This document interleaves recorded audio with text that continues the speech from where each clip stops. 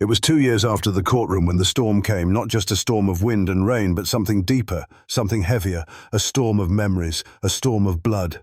Eliza had begun college part-time, pouring coffee by day, studying case law by night. Her heart set on becoming a child advocate, her soul set on never letting another kid fall through the cracks, the way she almost had. Her days were long, her nights even longer, and sometimes when the street lights buzzed and the diner emptied, and all that was left was the ghost of Miriam's laughter, she would look at herself in the diner mirror and whisper, "You are not what happened to you.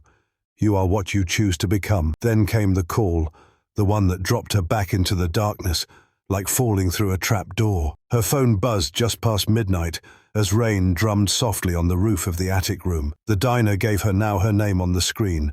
Unknown number, her voice shaky when she answered the voice on the other end. Deep, brittle, dry. Like old Russ told her, "Your father's been arrested. Eliza, possession assault battery. He named you as next of kin." Her breath caught her chest tight. She said nothing for a full minute, just listened to the rain until it sounded like her grandmother's voice, and for a moment she could see that trailer again, see her father's shadow in the hallway. Her voice finally rose. "Why me?"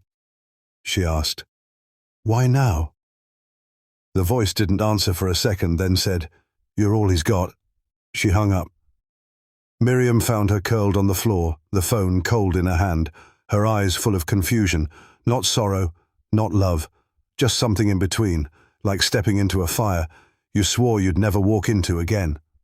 Miriam didn't ask questions, she just brought her a blanket and sat there, her hand over Eliza's, until the silence passed, until the tears dried, and the decision settled. Eliza went not for him, not because he deserved it, not because she forgave him, but because she had to know, had to see what was left of the monster that raised her, and what she found was not a monster, but a man. A weak, pale, sunken man whose bones looked hollow and whose eyes barely focused when she stepped into the hospital room. He looked at her like she was a ghost. "You came," he croaked, his voice more breath than sound. "I came because I needed to see," she replied. "Needed to see what that. You're still just a man, not a demon, not some myth from my childhood, just a broken man who broke too many things and thought no one would remember." He cried then, but not the kind of tears that clean, not the kind that heal, just the kind that fall heavy with regret. She stayed for only minutes, long enough to let the chains snap inside her chest, long enough to walk out of that place lighter. Not because he changed, but because she had back at the diner. Miriam waited with warm tea and no questions. They sat in silence while the jukebox played a slow song about going home, and Eliza leaned her head on Miriam's shoulder and whispered thank you. In the weeks that followed, she began speaking in shelters, in classrooms, in courtrooms. Sometimes not even as Eliza Maddox, just as someone who survived, someone who understood. She spoke of pain, of fear, of finding hope in the smallest acts of kindness. She spoke of pancakes and blankets, and the way safety can smell like coffee and syrup, and before long people listened. Before long kids looked at her with wide eyes and shaky hands, and saw something new. They saw possibility, and one day a girl walked into the diner a little younger than Eliza had been. Her lip bruised, her eyes wide, her hands stuffed deep into the pockets of a torn hoodie. Eliza didn't ask questions. She just brought her a bowl of soup, a warm blanket, and sat nearby when the girl finally spoke. Her name was Cassie, and Eliza felt the ground shift again, like fate had opened its hand one more time, like she was being asked to carry the torch given to her by Miriam, by her grandmother, by everyone who ever loved her enough to stay, and so she did. Cassie became part of the diner, part of the rhythm of morning pancakes and after-school homework and laughter that started off broken and grew louder day by day. They weren't family, not by blood, not by law, not yet, but they were something stronger, something earned. And then came the news.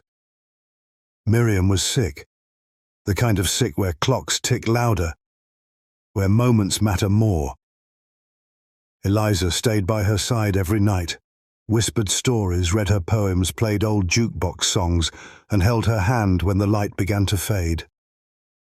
Miriam said, "I always knew you'd turn pain into light." And those were her last words. before she slipped away. Quietly, peacefully. The diner felt colder for a while. Emptier, but not gone. Eliza renamed it Miriam's Hope. Hung a picture of her by the counter and swore to make it a place where no child ever had to be afraid again. And when Cassie called her mum for the first time, Eliza cried not out of sadness, but out of something brighter.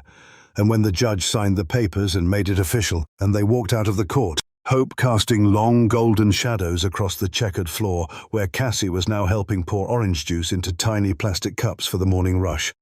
Her laughter light and quick as she moved beside Eliza, who watched her with a mixture of pride and awe, never quite believing that this was her life now. A life she built from ashes, a life grown from grief and love. But peace is a fragile thing, a thin glass held in trembling hands, and one cloudy Tuesday morning, that glass cracked. When a man walked through the diner door, his boots scuffed, his voice low, his eyes locked onto Cassie. She froze her hands, still holding a pitcher, her face draining of all warmth. Eliza moved fast, the way only someone who has lived through fire can move, and stepped in front of her gently but firmly, asking if she could help. The man said his name, said he was Cassie's uncle, said he had the right to see her, said her mother was out of rehab and ready to take her back.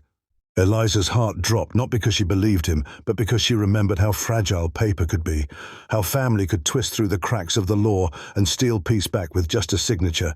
Cassie shook her head, no, no, no, over and over again like a broken record. And Eliza knew she had to protect her, knew that love meant more than legal lines. She called her lawyer, called the judge who had handled the adoption. And when the dust settled, when the truth came out, it turned out the man had no right.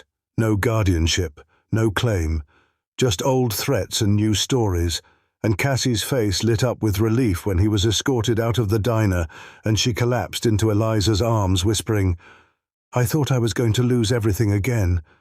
And Eliza just held her, just breathed with her, just reminded her, "We are not going backward, not today, not ever." And after that, something changed in Cassie. She began writing poems on napkins, leaving them around the diner, some about pancakes, some about pain, all of them filled with hope, and customers began noticing, reading began asking if she wrote more, and one local librarian who had stopped in for coffee asked if she would like to do a reading, and suddenly Cassie was standing in front of a small room, her voice shaking as she read about healing and home and the woman who saved her. And when the last line dropped, there wasn't a dry eye in the room, not one. And Eliza cried in the back, quietly, the way someone cries when they see their legacy breathing in another soul, and weeks turned into months. And Miriam's hope expanded.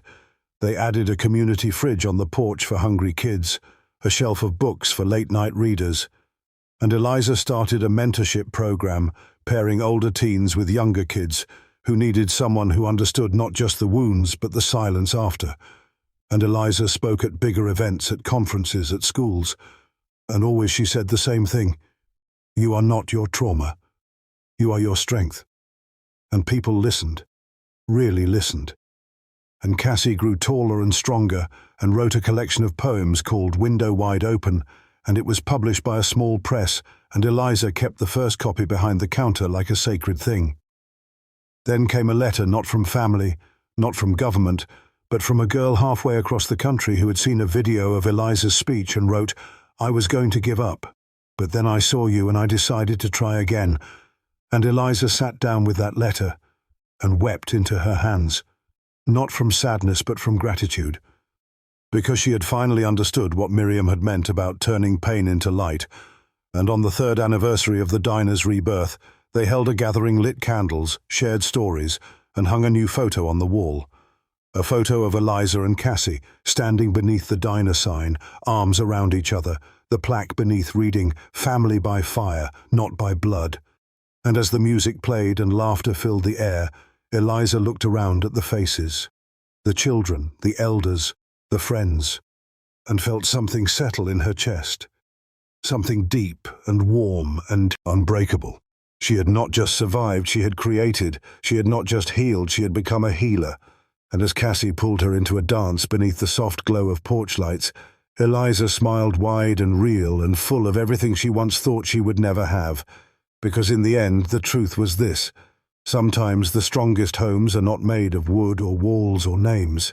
They are made of hands held in storms of hearts that choose to stay, of people who turn back for the ones left behind and build something beautiful from brokenness.